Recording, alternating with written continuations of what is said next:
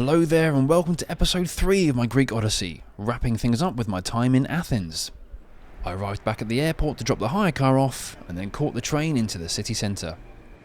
I got off at Ammonia Square and despite the bins, it looked decent enough. I headed to the hostel I was staying in to check in and then we're going to skip to dinner because after checking in, I did nothing until dinner. I ended up at a place called Moroni, complete with a rustic water feature right next to my table. In trying to tick off more foods from my travel spreadsheet, yes, I do one for every trip, I over-ordered. To be fair, I asked the waiter and he said the fried aubergine wasn't that big, but I'm guessing that it's supposed to be a portion for 2. The other thing is fava, a yellow split pea dip. Again, ordering a dip as a starter, I wouldn't expect it to be that big. For the main course, I had pastitsio, essentially Greek lasagna, layered ground meat, pasta and bechamel sauce. As well as a complimentary dessert, I was also given a complimentary shot, a spirit called Mastica. Not bad. Back at the hostel, just about to check out the games level. Officially called the boss level, I see what you did there. It has retro arcade games, as well as table football. The arcade machines are packed full of old games. I tried my hand at a few, but I was pretty bad at them, especially the football one, much trickier than FIFA. Good morning, it is 7:30 and I'm just on my way to the Acropolis. Like any tourist on their first trip to Athens, I had to see the Acropolis. I was up nice and early as I pre-booked my ticket for the earliest time slot, but even then I still had to queue while waiting for it to open. It's the main attraction, so it will always be busy, but if you go first thing in the morning, or maybe nearer the end of the day, you're likely to experience fewer people there. From what I saw, tickets start at around €30 per person. Not cheap, but if you've never been before, it's certainly worth seeing. The first sight to greet me on my walk up the hill was the Theatre of Dionysus. Entering the top part of the Acropolis involves walking through the Propylaea, a gateway of sorts that may have been a temple itself, but never finished construction. Some people think the Acropolis and the Parthenon are the same thing, but the Parthenon is part of the Acropolis. There's more here to see than that, although it is the main draw and the biggest part. And there it is, in all its glory. Synonymous with Athens, and Greece really. Quite probably the most famous landmark in the country. A temple, built in dedication to the warrior goddess Athena, is not the first temple to sit on this site. Persian invaders destroyed the previous temple in 480 BC, and when the Athenians reclaimed their territory, they set about building a replacement, the Parthenon. It was made out of over 13,000 blocks of marble, which is nuts to think about. Also up the top is the Erechtheion. That can't be how you say it. Another smaller temple to one side of the Parthenon. If you head to the far end of this area, you'll be greeted with a sweeping panorama over Athens. Turn around and it's another great angle of the main temple. I'm sure you won't be surprised to learn that the Acropolis as a whole is a UNESCO World Heritage Site, and it deserves to be. Say what you want about ticket prices and the crowds, but it's a huge slice of human history that I think you should see at least once in your life. As I've said, it's not just the Parthenon here. This is the Odeon of Herodes Atticus. I wonder if that's where the cinema chain got their name from. It's still used for live music and theatre shows today. I would have loved to see something here, but sadly, nothing was on during my stay. So the Acropolis was stunning, obviously, but I think the best views of it are actually from where I am now, over on Nymphs Hill. Partway up the hill, you have the prison of Socrates. Apparently the famous philosopher was imprisoned and executed here. Grim. There are various points up the hill where you can stop and take in the Acropolis from a distance. I think you get a better sense of scale looking at it from afar like this, seeing how small all the people look with the Parthenon towering over them. Over 2,500 years of history sitting on that hill. Imagine all the blood, sweat and tears that went into construction. Quite literally, I would imagine. It always amazes me that ancient civilizations were able to build such grand, beautiful buildings with the tools and techniques available to them at the time. You're not quite as ancient, are you, buddy? You could be older than me, though. After the Acropolis, I headed down the road to the ancient Agora.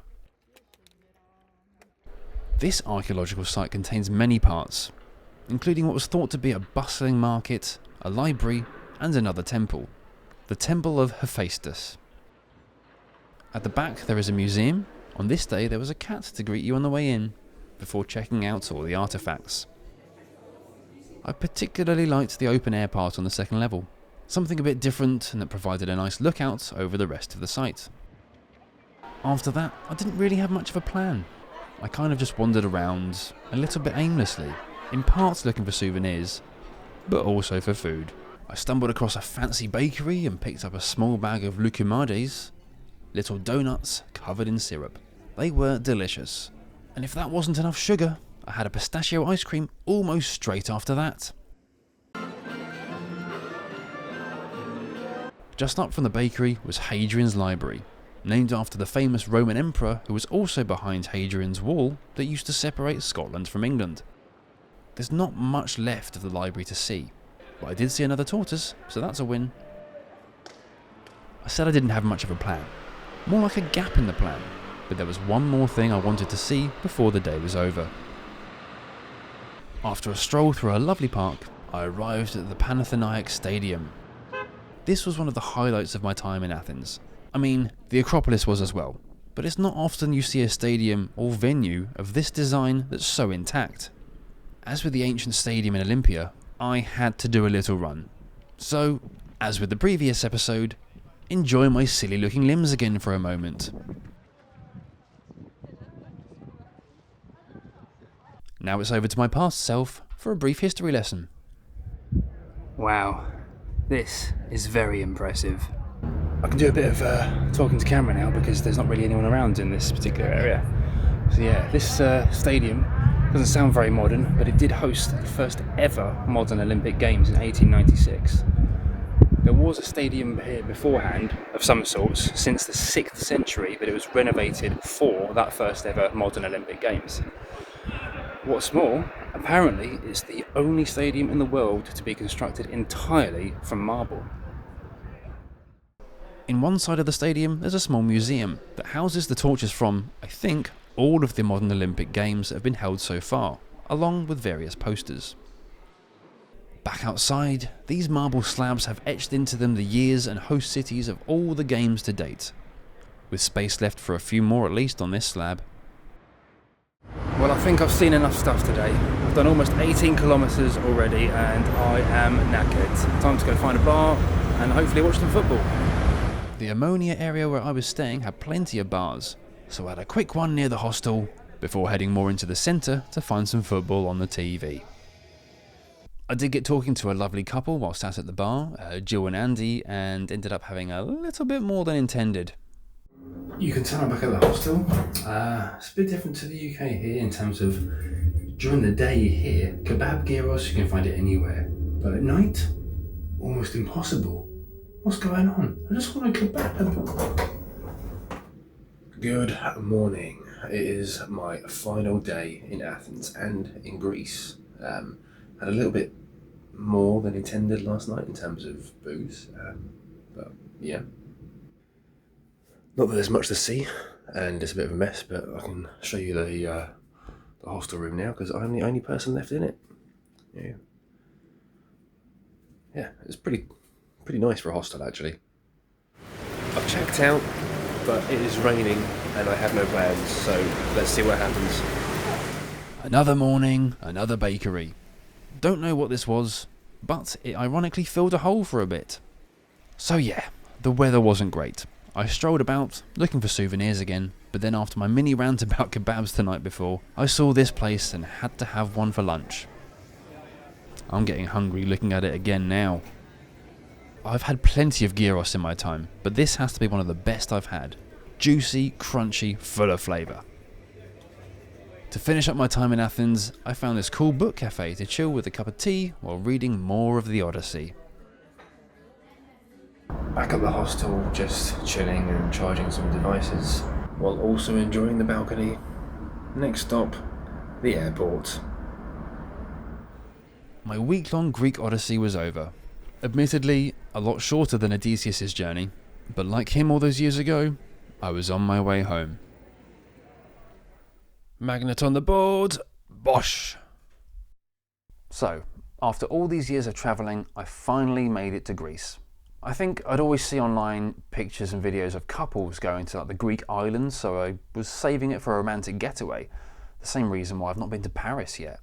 But sticking to the mainland gave me the opportunity to do this trip my way and pack in loads of historical sites. Not to say that the islands don't have history, they do, but I'm saving them for a couple's holiday. Overall, I loved Greece. It had everything I want from when I travel. An abundance of history, culture, great food and stunning scenery. It ticked all the boxes, and after learning about ancient Greece at school, it was amazing to see some of that history with my own eyes. If you've not seen episode 1 or 2, please check them out at the end of this video and maybe drop a comment to recommend where I should go if I ever go back to Greece.